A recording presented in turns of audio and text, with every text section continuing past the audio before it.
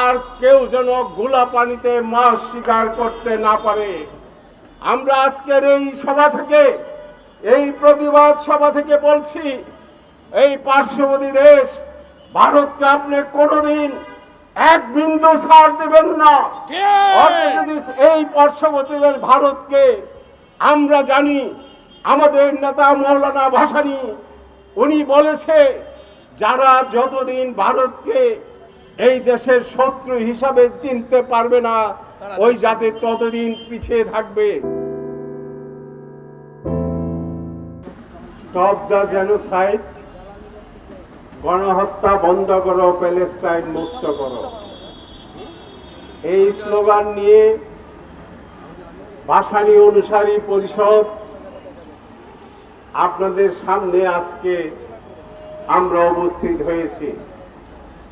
উপস্থিত ভাসানী অনুসারী পরিষদের নেতৃবৃন্দ, যুগ্ম আহ্বায়ক বৃন্দ,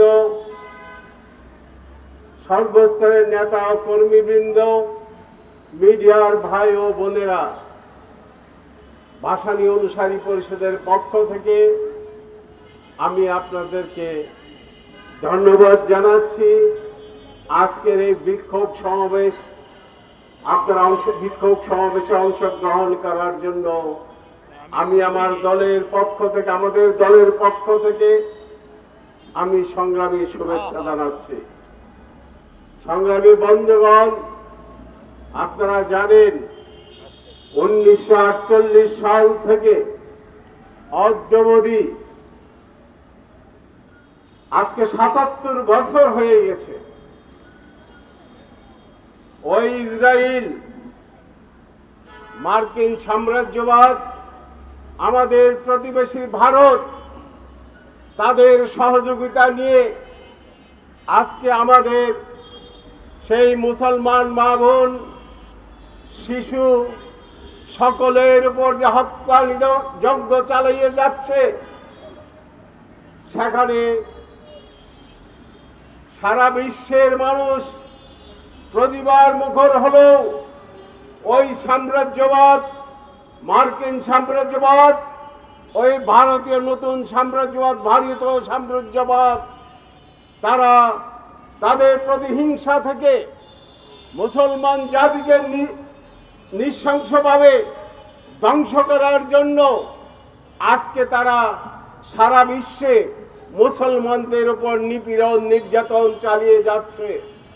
আপনারা দেখছেন এই ভারতের উত্তর প্রদেশে মুসলমানদেরকে নামাজ পড়তে যাইতে দেওয়া হয় না।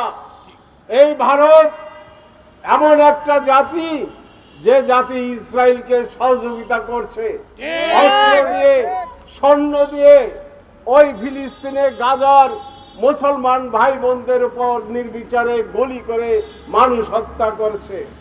কিছুক্ষণ আগেই আমাদের যুগ্ম আহ্বায়ক রণ সাহেব বলেছেন, ঈদের দিনের জামাতের উপর তারা গুলি চালিয়েছে নামাজ আদায় করা অবস্থায়। এত নৃশংস জাতি এই ইসরায়েল।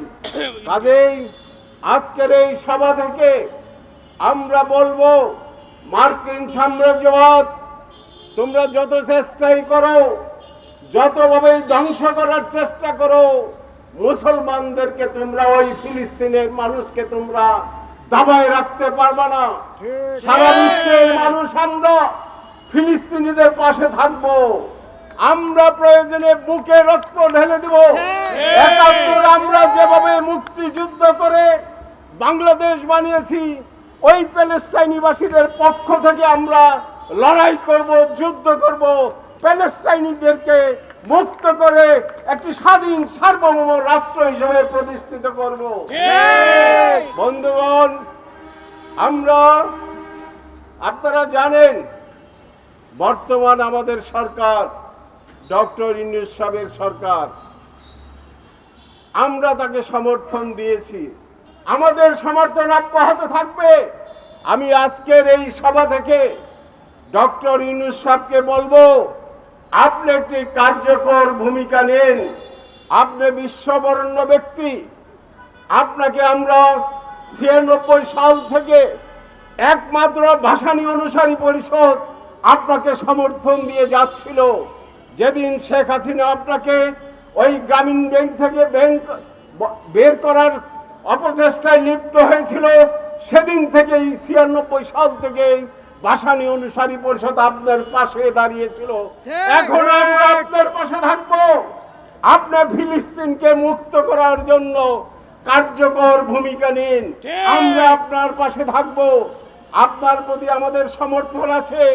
বর্তমান বাংলাদেশে আপনার যে শাসন ব্যবস্থা, এই শাসন ব্যবস্থার প্রতি আমাদের সমর্থন অব্যাহত থাকবে, কিন্তু আপনার এই সমর্থনকে কাজে লাগিয়ে আর কেউ যেন গোলা পানিতে মাছ শিকার করতে না পারে।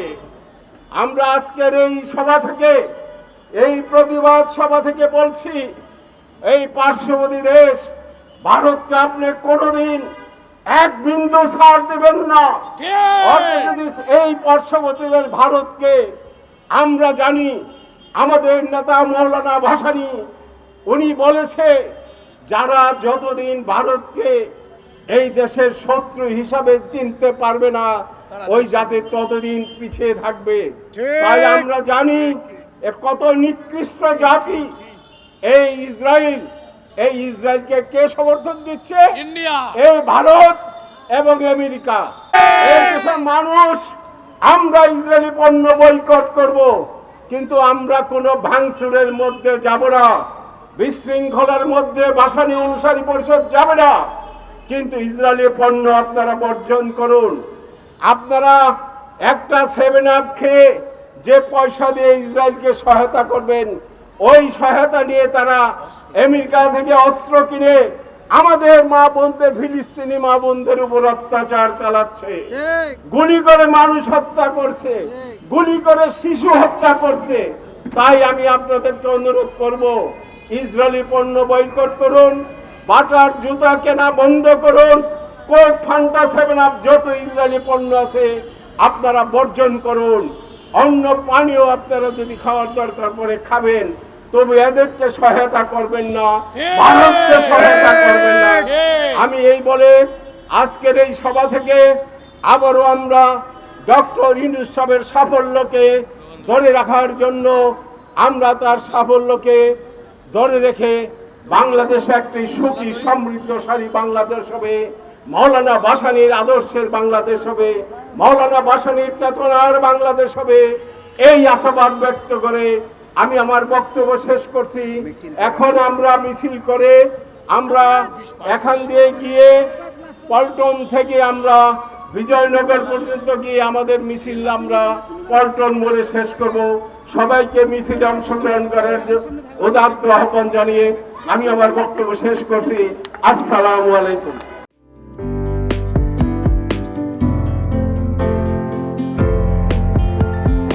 পহেলা জানুয়ারি 2025 ইউটিউব জার্নালিজমের অগ্রদূত changetv.press 6 বছর পেরিয়ে পা রাখল গর্বিত আমি অত্যন্ত আনন্দিত হলাম যে চেঞ্জ টিভি আগামী কয়েকদিনের মধ্যেই 6 বছর পূর্ণ করবে।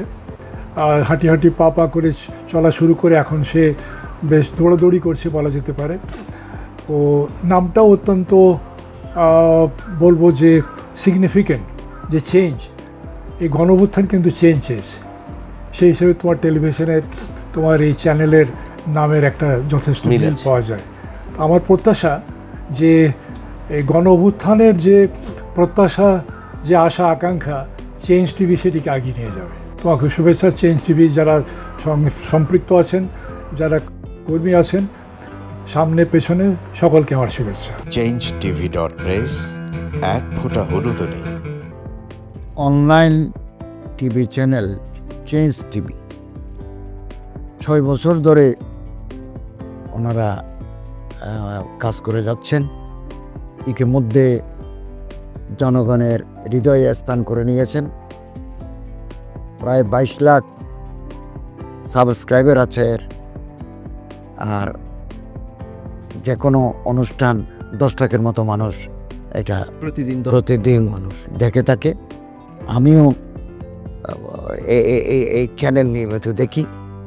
তো চেঞ্জ টিভির পক্ষে আমিরুল মোমিনীন মানিক সাহেবের উপস্থাপনা, প্রশ্নের ধরন, এগুলো জনগণ দেখতে চায়, শুনতে চায়।